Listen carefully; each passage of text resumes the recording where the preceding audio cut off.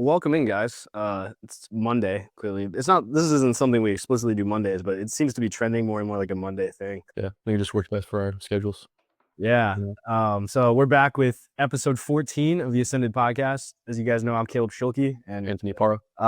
he's the owner of Pump Para account and his fitness coaching brand. So check our stuff out, guys, if you're interested. But we come together and do this Ascended Podcast every week. Today's gonna be episode 14.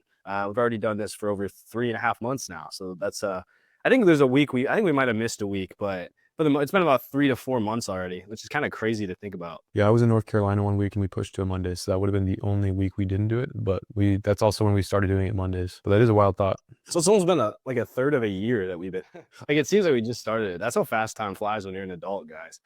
We were in school, it would feel like 2 years. It feels so long. But yeah, episode 14. What are we talking about? So today's theme is attention runs the game, power, tech, and identity. And so if you guys are between 18 and 30 and you care about, where culture or innovation kind of meet at a crossroads, then you're in the right place. And as always, that's kind of our theme for the Ascended Podcast in general. We're talking about personal development, science, fitness, health, improvement, anything you can work to get better in your life, to make more money, to be a better version of yourself in any way.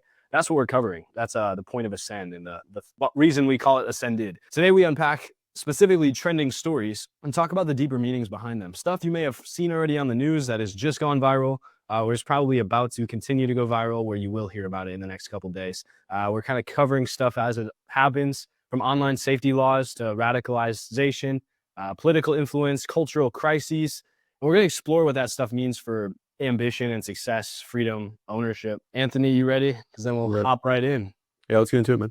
I did my dry scoop before, so I got my energy drink. I think I had one of these last week, but I think I'm just gonna start drinking one of these every time because I think I'm more active. The nootropic is working, the cognitive. It'll get you more focused on what you're saying. I gotta do more research on that because again, like they said, there's like actual drugs you can take that are nootropics that stimulate your brain, but I guess some energy drinks can have that too. I don't know how that works. I'm kind of an idiot on that, so I'm gonna have to educate myself a little more. But yeah, I'm gonna have to seek a fitness consultant out. I'll call Chris myself. You know a guy.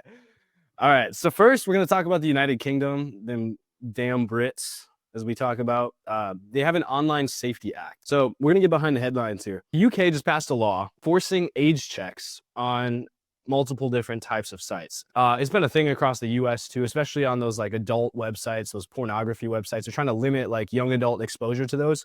But it's also now, that used to be just those types of, adults only websites, gambling websites, things like that, casino websites.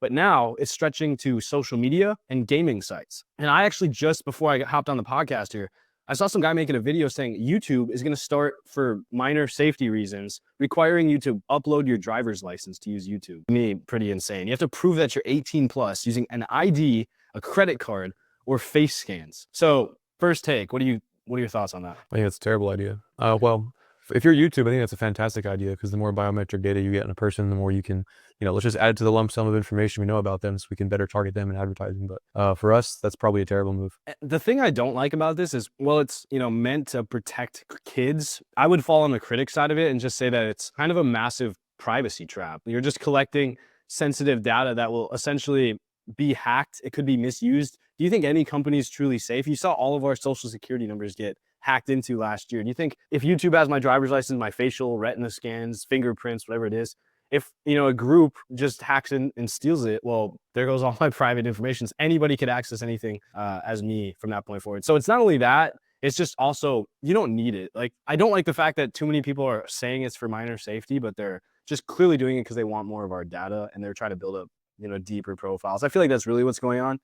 Marginalized groups, minorities, different, sects and groups and factions of people, especially like those with less representation, are especially vulnerable. So the big idea is, and I want to point out on this, is just good intentions aren't enough. And I think a lot of people, when they hear this, are just going to naturally say, that's a load of crap. I don't think it's for what you're saying it is. I think there's a certain like context to having these privacy laws, but when they overreach, it can actually hurt freedom. And I don't know about what you think, but it feels like nowadays we're getting to a point where too much of our privacy is being revealed and given out freely, and that hurts our concept of freedom, which is a big like foot stomp point of the founding fathers. And so I feel like we're just losing that a little bit more and more through these voluntary concessions to use apps that we used to be able to use openly. Absolutely. I think that to the group of people that immediately reach out and say, no, it's just what they're saying, it's only to protect minors. And yeah, it's a good cause, I suppose. But it's the only reason people like us are saying, hey, you might want to be cognizant of potential maluse of this is because we've seen this in the past. Like this is nothing new. It's kind of always been that you trade security for privacy for security in one way or another.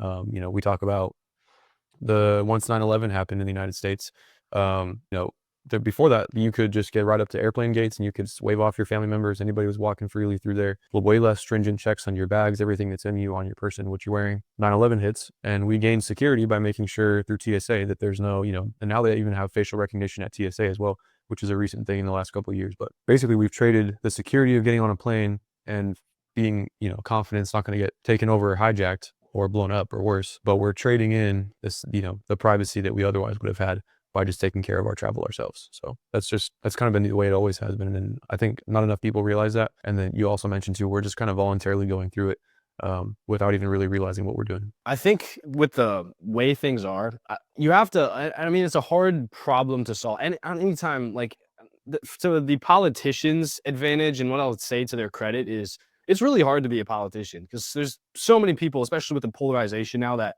either really love you or at least just really support you. I don't know if they love you, but and then those that really oppose you. And so every move you make is very much under the microscope nowadays, especially when you're dealing with things that have this much weight to them, even like people's privacy, right? Their freedom, because they're kind of related. It's a weighing decision to have to make. So I don't want to just say that there's like a perfect answer because I don't think I can think of one. And I think trying to put yourself in their shoes, assuming that they have good intentions, we'd like to.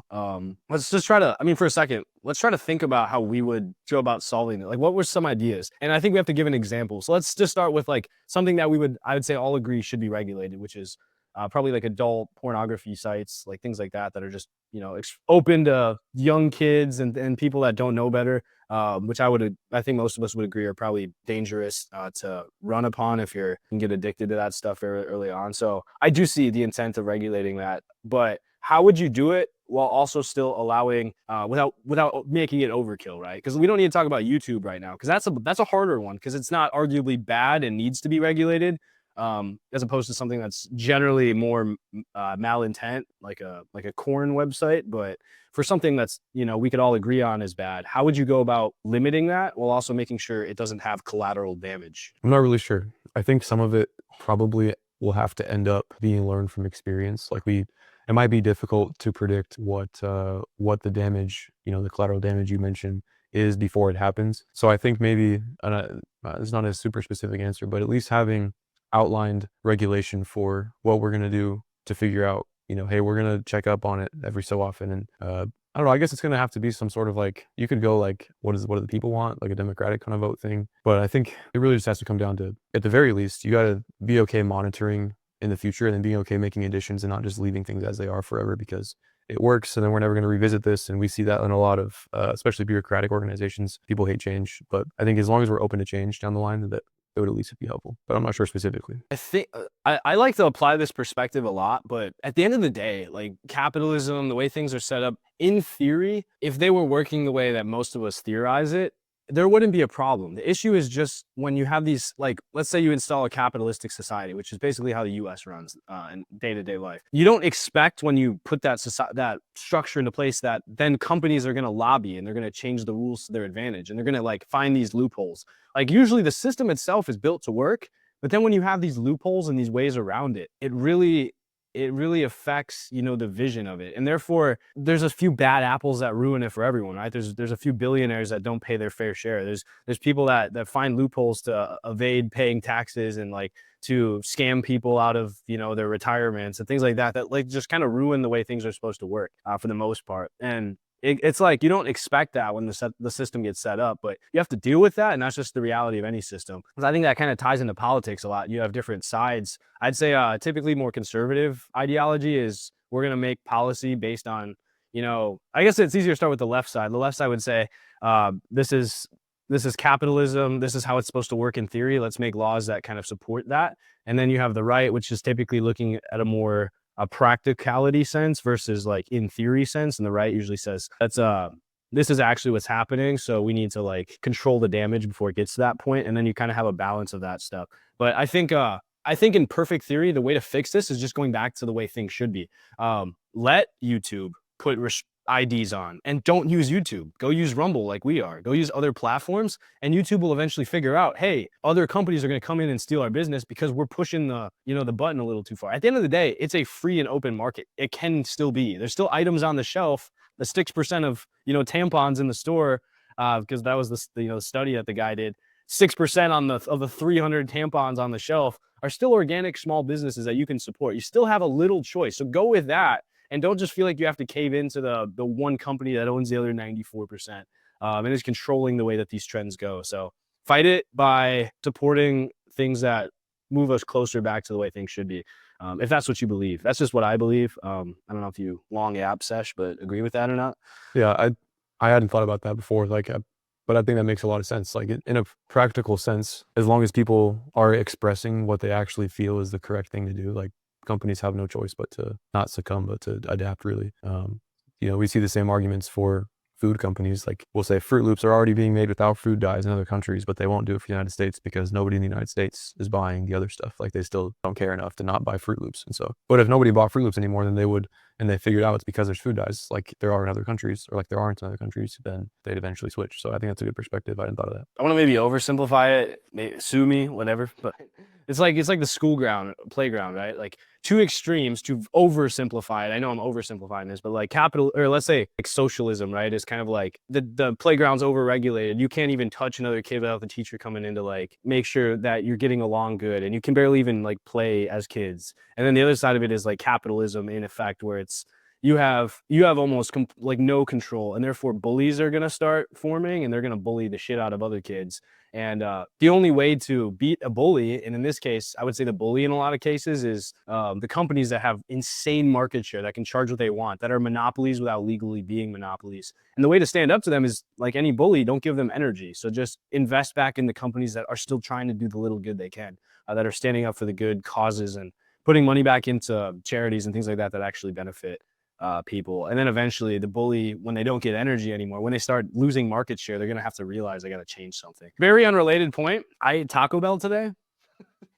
I ate Taco Bell for lunch. And I saw their chicken cantina quesadilla, which is basically like, it had guacamole and sour cream. It was like they were trying to like, it wasn't that ream of paper quesadilla they used to have that looked like a flat tire. That was just like awful. It was actually like a good quesadilla. So shout out Taco Bell. But I think I could tell because Taco Bell was probably losing so much market share to like Del Taco and probably mainly Chipotle, because everyone was eating Chipotle and stuff because they're actually good quality and people want to eat good food, especially Mexican food. I love Mexican food. And so Taco Bell's like, we got to change something. So we're like, what if we just stop serving cheap crap food and we serve quality, a little more quality food? That's still fast food, but it tastes like it is a little bit pricier, but is kind of that middle ground. And that quesadilla would be like $13 at Chipotle. It's only $6 at Taco Bell, and it tastes really good. So you kind of have to like, Taco Bell they were bullying, right? Because they had locations everywhere. They controlled a huge market. And then these organic good companies, I wouldn't say Chipotle are necessarily fully organic, but they're more natural. They have better ingredients. They start doing it the right way. They get the support. And then Taco Bell's like, oh, we can't just put whatever food out we want anymore. We have to adapt. And I say, like, in, again, capitalistic society, that's the benefit we have, is companies have to compete. If you don't give them energy, they have to go back and rework themselves to figure that out. It's really your choice still where you spend your money. So you can't complain about it and then still buy the like same, generic main brands everyone else is buying. Don't buy the clothing brands. Don't buy the like food items that you don't agree with. It's really that simple. I think not many people, well, I'm sure many people do, not enough people realize just how much their dollars like actually dictate what ends up being available, or like what companies are putting out. It's exactly like you say. Like I've kind of gone from, in my own home, buying the more processed stuff, whatever I feel like is tasty, to more the natural groceries kind of thing. And maybe it's not going to change things overnight, but I think eventually, if enough people catch on to like, hey, I kind of want to live a little longer and like feel better while I'm alive. Maybe I should change up the food from fast food all the time to maybe some more whole foods. Then I could see that like eventually over time, just changing the whole dynamic. Like we'll go from, just like you said, a Taco Bell's making a switch. Maybe McDonald's does one day. Maybe they go back to making their tallow French fries, instead of seed oil French fries. I don't know. That's something cool to think about though. But truly though, like, it's kind of like the concept of voting. People say like, like maybe your singular vote doesn't matter that much, but if a wave of votes does, then you can kind of get something accomplished. So consider your dollars as votes. I guess that makes sense in my head. Yeah, I made this analogy the other day on my podcast, but it was like you have an army and each dollar is a soldier. And like I use it more of investments. Like, am I gonna go send 20 soldiers to die in a battle, or let's say 100 soldiers to go die in a minefield that potentially has money on the other end in some crypto war? Like, necessarily, if I don't believe that there's actually reward at the end and the benefit isn't there, I'm not just gonna buy some random meme coin. If the potential is there, and I'm actually investing quite a bit in crypto right now because I actually do see the value. But in most cases, right, if I'm just buying the next shit coin on the market, in an extreme case, I'm not going to waste money on things that I don't think are going to pay off. And there's a lot of good investments still in crypto right now, especially in this upcoming season. But like you have to pick your investments carefully. Like, think of them as people, right? You're a general commanding an army, and if you wouldn't send 100 men to go die in a minefield for the potential of treasure on the other end, if you need to be damn certain that it's going to pay off, or not take the risk and put it into something, if you have more flexibility, then you can wage war differently than other people. So if you think of it like that, it kind of makes it makes the payoff more real, but the same way doing it with your spending too. Like, are you going to send 20 soldiers to go die for this burrito, right, of your dollar soldiers? Is that going to be able to produce enough, better energy, better output that's going to make you more motivated to bring in 20 more dollars, as opposed to just, eating something or saving some money right now? What is the benefit long term? So looking at how that's going to set up your, strategic operations, either whether that's just having better energy, having a better physical health. I like gamifying it more like that, and it just makes it easier to think about my spending. Like, what's the payoff of this burrito? Yeah, it's interesting. I've never thought about it like that. In the war of survival, I guess you could say. It's an interesting way to think about it. Because now, like, as you were talking, I'm thinking of all the ways that I'm either wasting soldiers' lives or making them at least plant seeds for further generations, you could say. And it sounds corny, but that's how I was thinking about it. I sent you that video on like Stake, the casino. And I know you just use the $3 or whatever, but there's a lot of people that, like, especially I feel so bad. Like, I feel like something in my gut when I go to a real casino, where it's like I can't have fun in a casino because I'm just going to each game and I'm looking at it and I'm like, I'm trying to figure out how they rig it, because I know they rig every game, and I'm just like, how do they rig, roulette or whatever it is? And I'm trying to like figure out what's going on behind the scenes. That already pisses me off enough because I like know how many people lose money and how much money casinos make. And I look at something like Stake, and it's like, well, you can't even see how anything's rigged. It's hidden behind the screen in lines of code, like where everything is programmed to certain outcomes, where they will for sure guarantee on the click of however many buttons, they will make X amount of money. And it's like, did we meet our quota for the day? No, well, make this guy lose. It's really just different outcomes like that. And it's it's crazy when because you have to think about really what's going on when you're just throwing money away, versus like if you sent 20 soldiers instead of on roulette to go on a marketing campaign. Well, they're fighting for something more effective that could actually bring in long-term strategic, followers for you. Some things that could grow your army in the future, right? Are you conquering, different outposts by bringing in new followers or likes on your videos or growing your platform? That's kind of the way you need to think about it. Like, what objectives are you going out to secure? Yeah, I don't have anything to add to that. I'm gonna skip. No, I'm not. Let's talk about this. Another trending topic on Twitter is X. I refuse to call it X. The shadow of the tech bro culture. So the stereotypical like tech bro that you see, Silicon Valley guy, the young men in startups who, have that dominant, aggressive culture. They dismiss diversity and they celebrate their ego. They're kind of all, get rich quick, flexing in my Lambo type of guys. That term now describes a broader backlash. So networks of privilege that filter who gets ahead in tech. And it's like this thing that's been called out more and more lately. I'd say for the last few months to year or so, it used to be still okay to be like a guru, I would say, online. But now if you're being Luke Belmar nowadays, and I really don't like that guy, but if you're doing what he's doing and you're just throwing keywords out there, not basing anything with actual sustenance, and you're just selling a course or flipping something and not actually putting value out, then it's getting really, really hard to survive. You should see how many hateful comments he gets on his Instagram posts. I would have said I felt bad for him, but then I'm like, well, he says he has $40 million, so I'm not really I'm gonna feel bad for that guy. So, but it's just what's happening online is it reinforces exclusion, because you're either in the game, you're either hustling or you're not hustling. It slows innovation because you feel like you have to just do things that make money, and it's hard to invest time first into learning actual skills, which oftentimes is what makes you money. You just try to skip to trying to start a dropshipping store without trying to figure out how marketing works. And then you waste money buying a course that doesn't really teach you much. And so it defines what power looks like in tech. These either young people either fit in or they buck against it, and it's hard to succeed unless you're kind of on board. It's kind of like a cult, right? You're either being a guru or you're not, and if you're not, it's really hard to get on that. Why don't you tell us about your journey, because you're newer in the game of like building the account of your fitness account, and how, I don't know if you felt pressure to just sell out and be like a fake guru or anything like that. Yeah, absolutely. You're like speaking exactly to my experience. In that the guru kind of style does not do well anymore. But when I first started close to a year ago, I made my Instagram account. That was the only social media page I had. Originally I just started like making meme style content. Like the first 5 videos I made were just like trying to be funny, and it was also at the same time like me figuring out how to edit, because I never edited content before. So I was just using I was using my phone for the longest time, just editing on Instagram. And then I kind of started making. I imagined, I was like, well, what do I see? Like I see meme stuff. I see people trying to teach. I didn't really see much documentation. So it was either kind of like guru or be funny. It was on my feed, at least, in that new accounts feed. And so I was like, well, I'll just try and teach people. So I would then start filming myself, like acting like the way I spoke was just so obviously like sounded like I was trying to sound like I knew what I was talking about, but I was coming across at the same time so unconfident. Yeah. Like I was kind of just like speaking to what I thought people wanted to hear and not what I actually know about fitness. And I did that for a long time. And I would take breaks and how consistent I was with posting. But in like the last 2 or 3 months, I've changed it more towards the meme style content. But now, like I'm actually not even focused at all on like trying to get people think I know anything about fitness. It's more just me documenting what I do to get fit. And I keep saying fitness. Really, like I'm not a fitness guy. I just want to be massive, truly, and shredded. So in my journey to, obviously I'm not, but in my journey to becoming massive naturally, I'm just at this point, like I even started a YouTube video, or a YouTube page rather, where my videos are literally just documenting what it is I do in the gym. It's not really teaching. It's not really being a guru anymore. It's not really trying to be funny.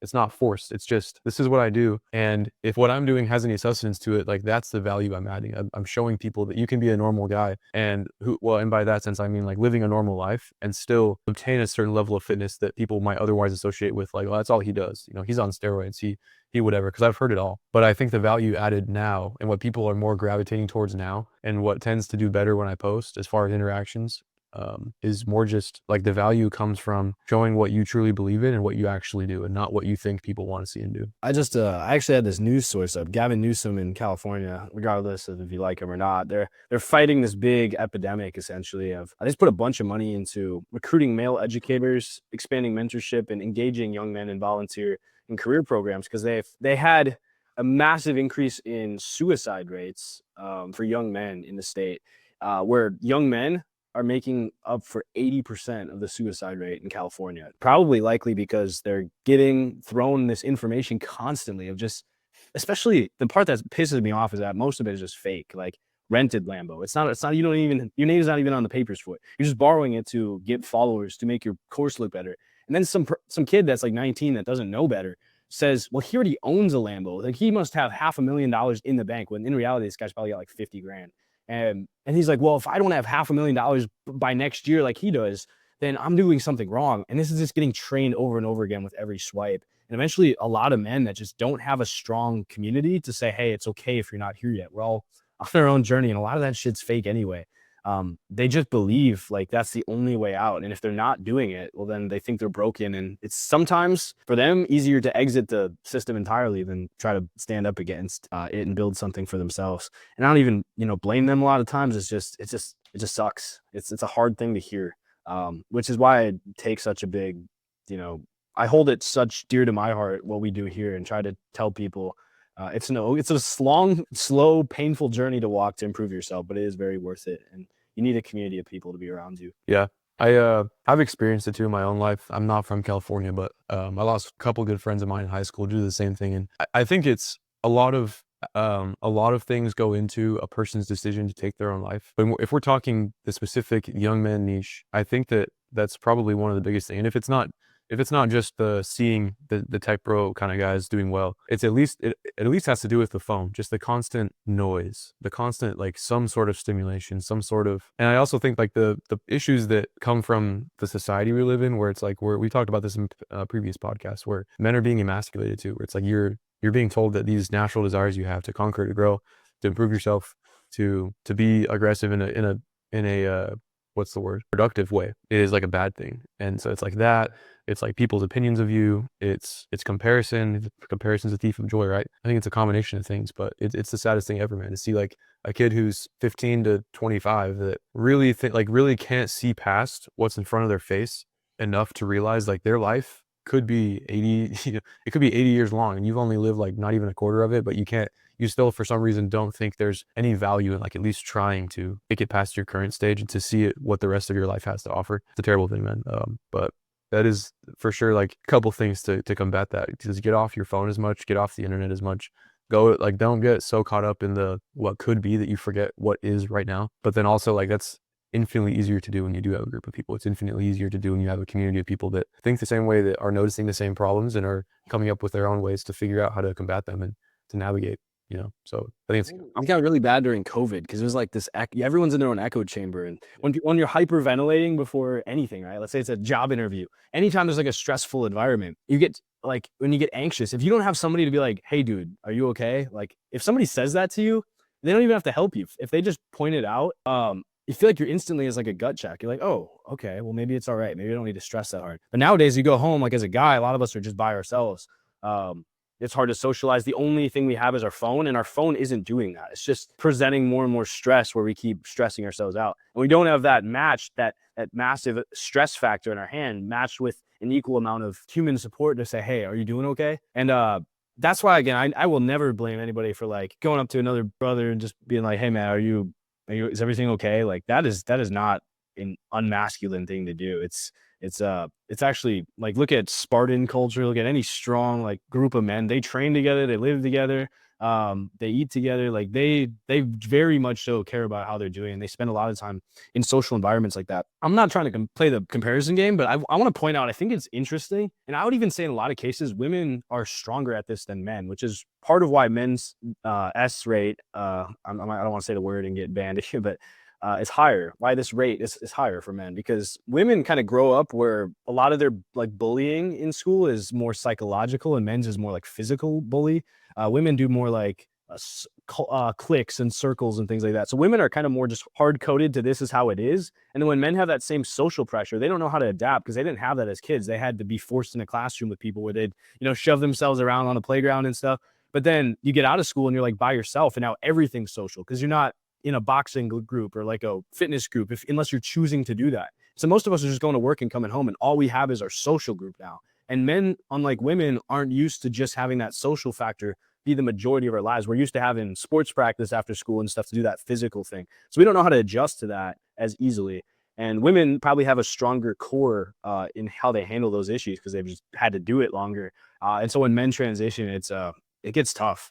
That's just the way things are. And which is why you need to have a community of people. Like that's just, I think it needs to be ingrained earlier and earlier that like men need to be more social instead of just physical. They need to kind of do both, but get them ready for adulthood where you're going to be isolated, and you can't just like go work it out at basketball practice after school. You're not going to have that anymore. And I think that's playing into it quite a bit. yeah, I agree. Yeah. I think men aren't in crisis necessarily because of who they are or who they aren't, but because of like what they lack.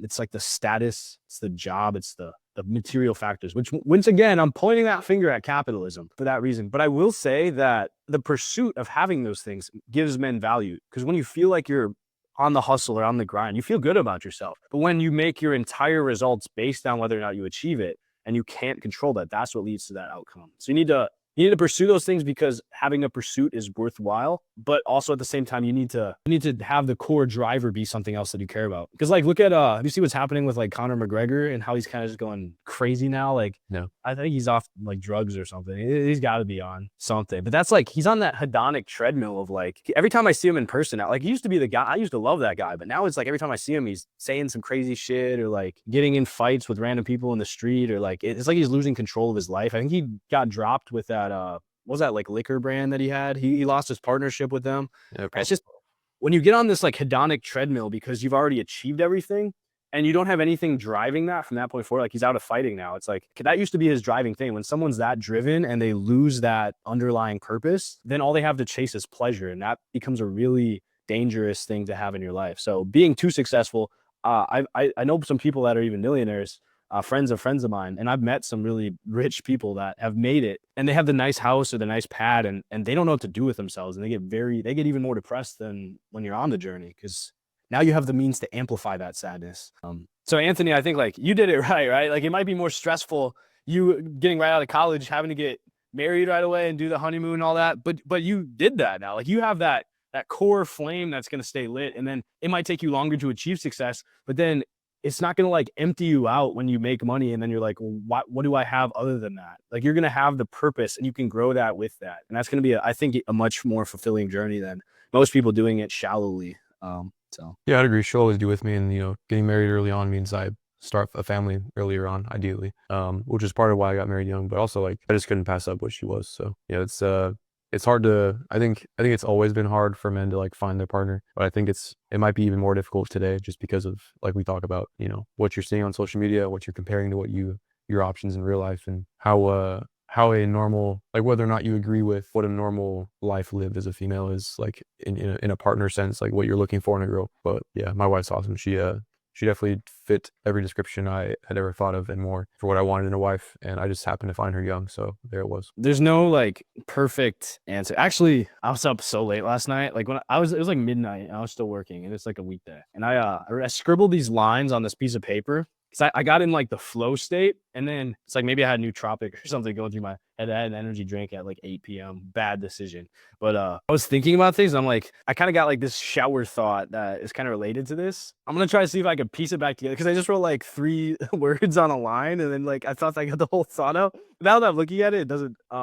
Yeah, so it's like string theory, right? Is that like in some aspect, like we're all just a bunch of little strings and everything's connected. And like it also goes on to say like there's multiple universes and multiple realities, right? You've seen Endgame, right? Where there's like billion, I don't know, infinite technically realities, and none of them are the same, right? So if you like you stay with hear me out. So no two outcomes are the exact same. So if I decide to grab this water bottle, there's also a universe where I didn't grab it. And now I've just entered into the universe where I grabbed the water bottle. Like I am constantly choosing my path. And you guys don't see that because it's on a different dimension, right? The way these universes move with my decisions, it looks like I'm traveling forward in time, like time is just moving normally around me, but I'm really choosing different outcomes as I make decisions, as I do things in this version of reality. So it's a weird way to think about like how time and how reality works. But no two outcomes in my life are the same because again, there's an outcome where I grabbed it and there's one where I didn't grab it. That with that said, if there's infinite outcomes, then it's really easy to be nihilist because you could say, well, it's just as likely to achieve the success I want versus not achieve it. And actually, there's a lot more realities where I don't achieve it than where I do, because there's a million, like billions of infinite things that could happen to me. But then again, there's infinite things that could lead to your success too. So the only option we have to control our path forward is to do things that lead to the desired like timelines of our reality, right? So make the decisions to grab the water bottles, like grab the weights or the things that lead to better desired universes. Because at the end of the day, technically, right? Following this theory, if you've followed me up to this point, am I making sense? Yeah. Then our actions don't affect are the chances of that we're going to be successful or not. Technically speaking, what I do doesn't actually have a direct effect on if I'm going to be successful or not. So technically then nothing matters. You can take it that way and be nihilist, but I don't think that's productive. Infinity is still infinity. So there's just as many ways that I could be successful as not, or whatever the numbers are. The only thing we can control is the timeline then. So we can control how fast we potentially get lucky and see that success. So we can take actions that set us up for more successful outcomes. Because at the end of the day, then the only thing that happens is we are lucky enough to put ourselves in a position where success comes and find us.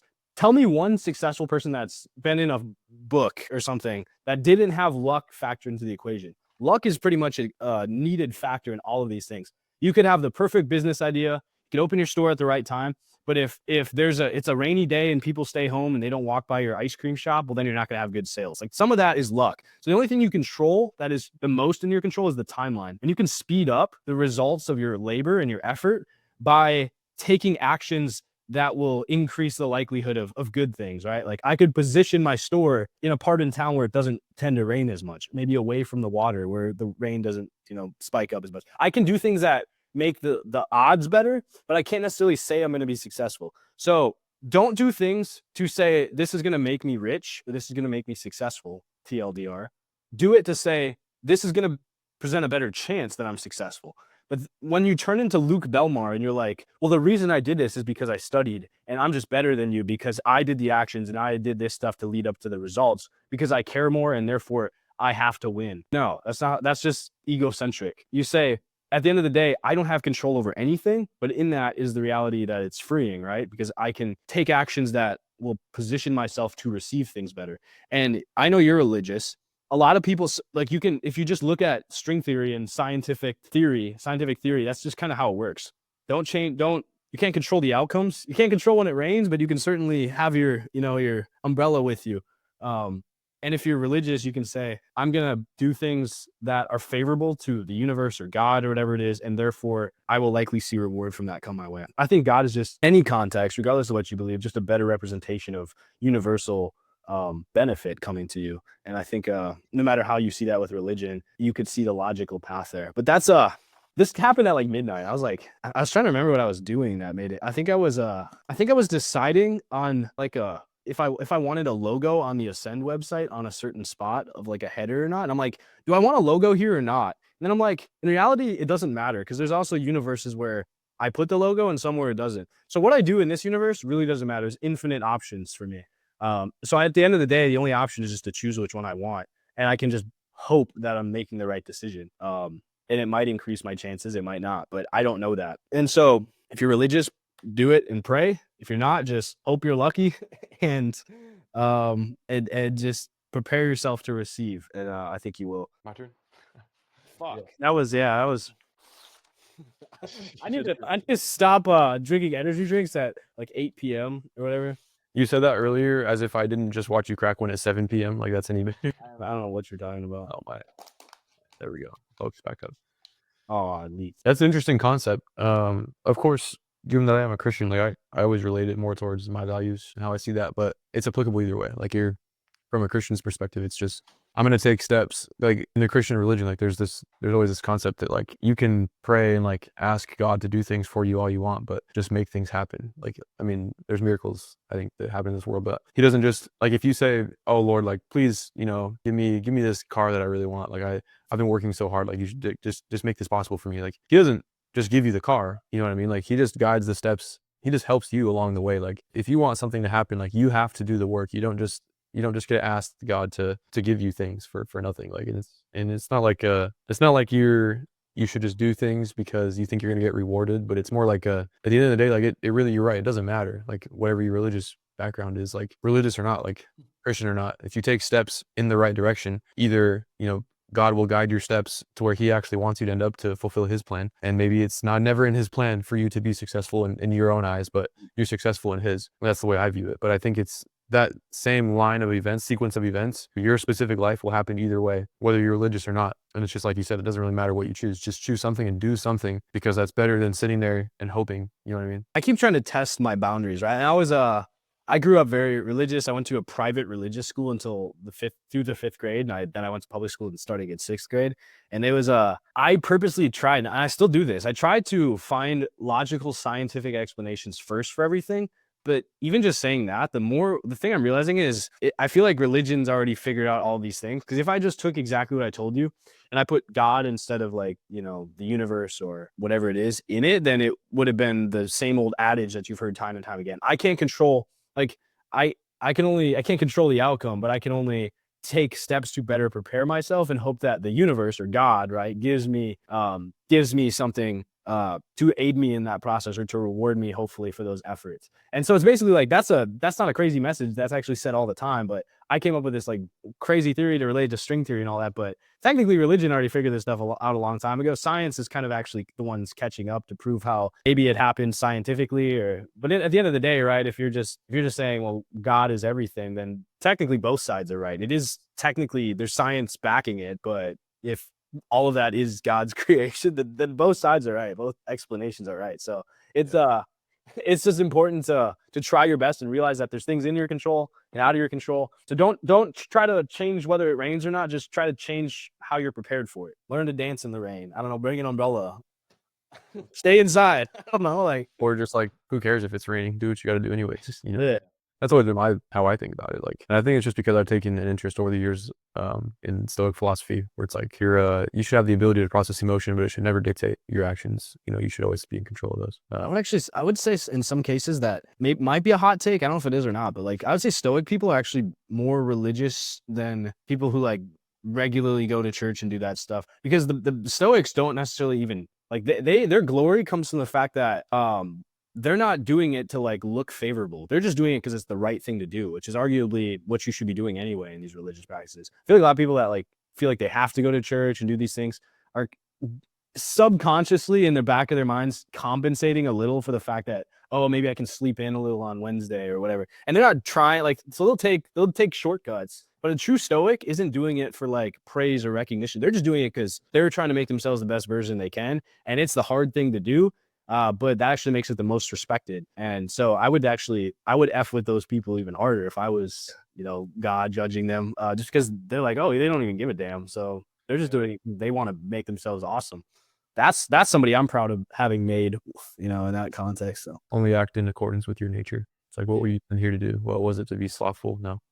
So that's like my favorite. That's like my alarm actually every single morning. I won't pull it up, but it's like a quote from, I think it was it was Marcus Aurelius who said it in his Meditations. It was like, when you're laying there in the morning, like your alarm goes off and you really don't want to get out. And you think to yourself, like, I don't need to, like, sleeping here feels nice. And then it's like, ask yourself, like, was I made to lay in bed all day, or was I made to go out and conquer the land? And I mean, he doesn't say conquer the land, but I'm just saying, like, were you made to go out and accomplish, do something? That's like my alarm title. It was like, were you made to be comfortable? ? That's what I wake up to. I have for like 2 years. Shit gets me going. Yeah, it does. Turn me up. I don't know who, I forgot who Marcus isn't Aurelius isn't the true founder of Stoicism. It's like Seneca or something like that was. And then Marcus was like a student, like a grandfathered student of that person. I think it was like, if they start with an S, it might have been Seneca or something. I want to say it was Epictetus. I don't remember where he falls in that line of thinking, but it's just like he wasn't the creator, but he made it the most popular because of his works. And I actually think because Marcus was an actual true Stoic, that if he existed today, he would have been the guy. He would have been kind of abhorred that meditations is so common, because he would have been like, why is everybody reading my shit? Like, he's like, why are my journals out? I did not want it. And then he probably wouldn't have wanted to be famous either like that. He just wanted to do it because that's just what he does. He's just a G, which is why everyone loves him too. It's like I think too, if politics look more like that, the story of Cincinnatus, right, where it's like they went to that old farm and they said, Cincinnatus, old, warrior general, whoever he is, we need you to lead our city, which is, Cincinnati's named after. They're like, and he's like, why choose me? And it's because they're like, well, it's because you're the person who doesn't want to do it. That's why you're perfect for the job, because you're not going to take the power and go crazy with it. Like, if politicians acted like that, I'm going to do my time and I don't want to be here. I'm just going to do it because you guys need me and I'm going to get the F out. That's how politics are supposed to work, in my opinion. And it's got to become the complete opposite. It's like, how long can I stay in office without doing anything? It's like, if we can go back to that other way of thinking, then I think that would easily fix our world. It's just down to finding politicians and leaders in any organization who truly care about an impact and not their ego while doing it. Yeah, well, that's just the problem, is like people who don't want to do it will never get close to it. You know what I mean? Like, because the way our system works is you got to get elected, and to get elected, you have to put your name out there. And it's like the people who should be in charge making laws are not going to put themselves in that position, which is unfortunate. They should have maybe we should have like this isn't the perfect example, but it's like you should have somebody like you should only pull politicians from like Nobel Prize winners or something, or like Pulitzer Prize authors, or like people that have won awards because they're clearly care more about doing other tasks. But then if you pull them into an office, they've already shown they're smart and are competent leaders and things like that they can just come in and do things. But it's like, obviously that's not the ideal pool of people, but if there's a way to like have other people nominate you and like you couldn't choose to run, but other people had to appoint you to run, then I think that'd be a much better system. I'm sorry, I wasn't in I didn't ride through, didn't ride through Virginia in 1700s to make this happen, but I don't get my say. Well, founding fathers don't really have their say in a lot of ways now too. Yeah, for another episode. I'd say for episode 14, we did pretty damn good here. So same time next week. Hopefully, actually next week I'll be in Colorado, so we might have to do it later or earlier. We might do it probably maybe Thursday, or we could do it when I get back. But you guys, thank you guys for tuning in on Spotify. Mainly, this is where we're mainly going to be publishing these episodes for the actual Ascended numbered episodes. You guys will see me do podcasts other times, but YouTube, Rumble, wherever you are, or you're just watching clips of this episode, go ahead, drop a like, subscribe, follow, anything that helps grow us. It means a lot more than you think. Anytime you just hit that button, it seems like such a small action, but it means we get recognized. It means we can get a broader reach and affect more people in positive ways like we're trying to do. So just take a second, move your finger or the mouse over and click the button and show us how much you guys care. We'll be back sometime soon with episode 15.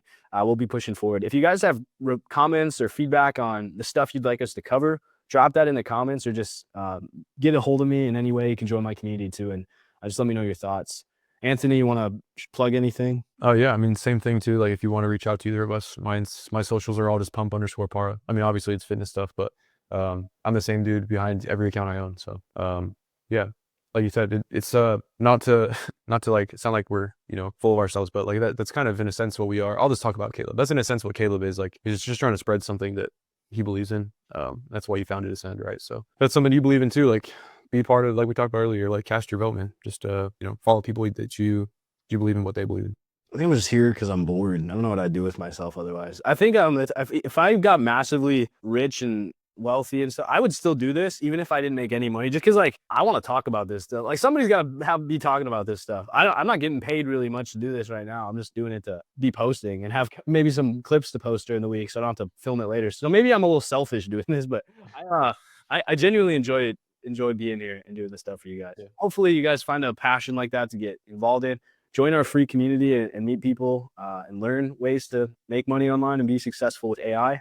Check out the ascendagency.io platform. Just the beta's out, and have a great rest of your week. We'll see you guys next time. Signing off. Take care.